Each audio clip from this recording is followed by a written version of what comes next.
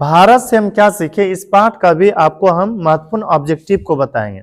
यदि आप इस वीडियो को शुरू से आखिर तक देख लें तो आपको ये बढ़िया समझ में आ जाएगा कि आखिर इस पाठ से कौन कौन सा ऑब्जेक्टिव महत्वपूर्ण है और कई बार एग्जाम में पूछा गया है और आने वाले समय में जो होगा उसमें भी पूछा जा सकता है।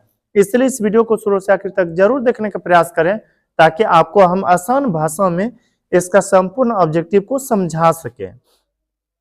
अब ध्यान से देखिए, पहला ऑब्जेक्टिव है मैक्स मुलर को वेदांतियों का वेदांती, यहां पर वेदांतियों का भी वेदांती किसने कहा? यह कहा था स्वामी विवेकानंद ने। स्वामी विवेकानंद ने मैक्स मुलर को वेदांतियों का भी वेदांती कहा था। मैक्स मुलर के बारे में चर्चा करें तो मैक्स मुलर का जन्म जर्मनी में हुआ था, लेकिन ये भारत जब घूमने आए तो इनको लगा कि दुनिया में सबसे अच्छा यदि कोई देश है तो वह भारत ही है, और भारत देश के हर एक क्षेत्र उनको काफी अच्छा लगा था और सबसे जो अच्छा लगा था गांव। इसलिए इन्होंने कहा है कि अच्छे लोग, अच्छे विचार वाले जो लोग बसते हैं वह गांव में ही बसते हैं। फिर आगे प्रश्न है, दारिस नामक सोने की सिक्कों से भरा घड़ा किसे मिला था? वारेन हेस्टिंग्स को मिला था। वारेन हेस्टिंग्स को, जो कि भारत के गवर्नर जनरल थे। हालांकि पहले तो ऐसा ही ना बला कम करते थे, लेकिन फिर बाद में ये गवर्नर जनरल बन गए थे।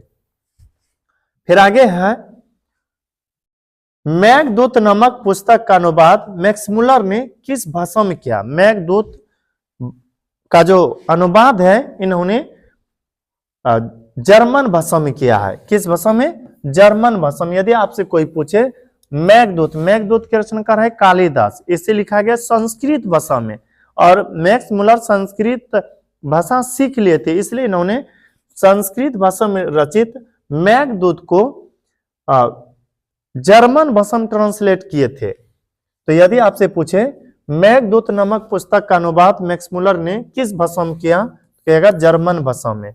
फिर आगे प्रश्न है, मैक्स मुलर के पिता का नाम क्या था? मैक्स मुलर के पिता का नाम था विल्हेल्म मुलर। क्या था? विल्हेल्म मुलर। फिर आगे प्रश्न है, कठ और केन यह उपनिषद है। कठ और केन उपनिषद का अनुवाद मैक्स मुलर ने किस भाषा में किया? कठ और केन यह जो उपनिषद है इसका अनुवाद मैक्स मुलर ने किया है जर्मन भाषा में। किस भाषा में? जर्मन भाषा में। फिर आगे प्रश्न है, लिपजिंग विश्वविद्यालय में मैक्स मुलर ने किस भाषा का अध्ययन किया? देखिए, जर्मनी के रहने वाले थे तो जर्मन भाषा सीख करके आए थे, लेकिन यहां पर लिपजिंग विश्वविद्यालय में मैक्स मुलर रह करके संस्कृत भाषा का बहुत अच्छे से अध्ययन किए। तो यदि आपसे कोई पूछे लिपजिंग विश्वविद्यालय में मैक्स मुलर ने किस भाषा का अध्ययन किया, तो कहेगा संस्कृत भाषा का। किस भाषा का? संस्कृत भाषा का। फिर आगे है, मैक्स मुलर की मृत्यु कब हुई? मैक्स मुलर की मृत्यु हुई थी 28 अक्टूबर 1900 ईस्वी में। 28 अक्टूबर 1900 ईस्वी में किसकी मृत्यु हो गई? मैक्स मुलर की। फिर आगे है, वारेन हेस्टिंग्स था। वारेन हेस्टिंग्स एक तरह से गवर्नर जनरल था। गवर्नर जनरल समझते हैं ना, जैसे अभी ले लीजिए भारत के राष्ट्रपति का पद वह पद है जो भारत में सबसे उच्च माना जाता है। उसी तरह से अंग्रेजों के समय में सबसे जो उच्च पद था वह गवर्नर जनरल का ही पद था। तो वारेन हेस्टिंग्स था भारत का governor general, option number A.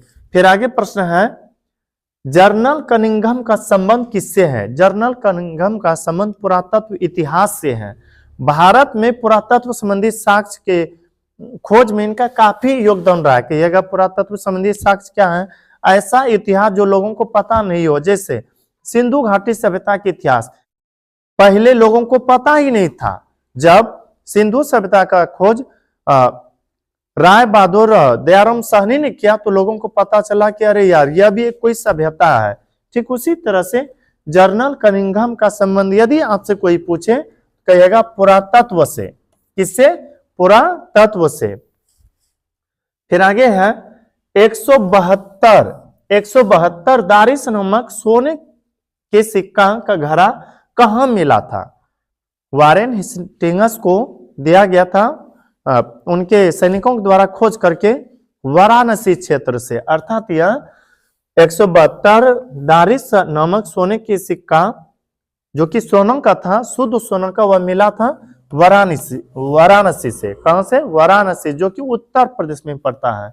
फिर आगे प्रश्न है, महारानी विक्टोरिया ने नाइट की उपाधि प्रदान की।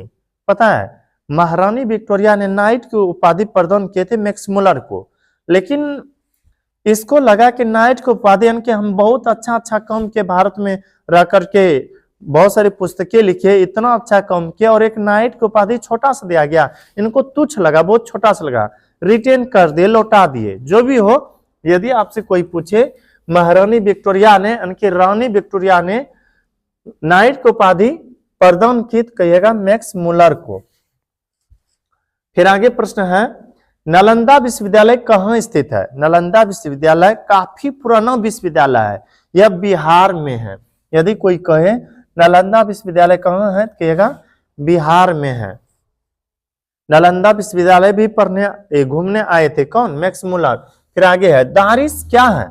बताइए, दारिस क्या है? यह सोने का सिक्का है जो कि कहाँ मिला था? वाराणसी में मिला था। चांदी का प्राचीन कालीन सिक्का गलत है, सोने की प्राचीन कालीन सिक्का, यही सही है। सोने की प्राचीन कालीन सिक्का है क्या? दारिस। फिर आगे है, मैक्समुलर का जन्म कब हुआ? मैक्समुलर का जन्म 6 दिसंबर 1823 ईस्वी में हुआ है। कहां? जर्मनी में।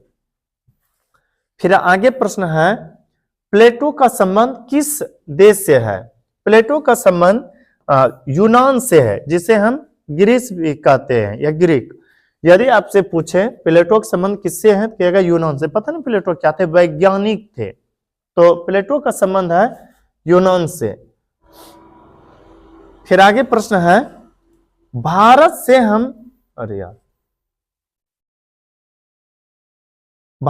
हम क्या सीखें कि रचनाकार क्या है?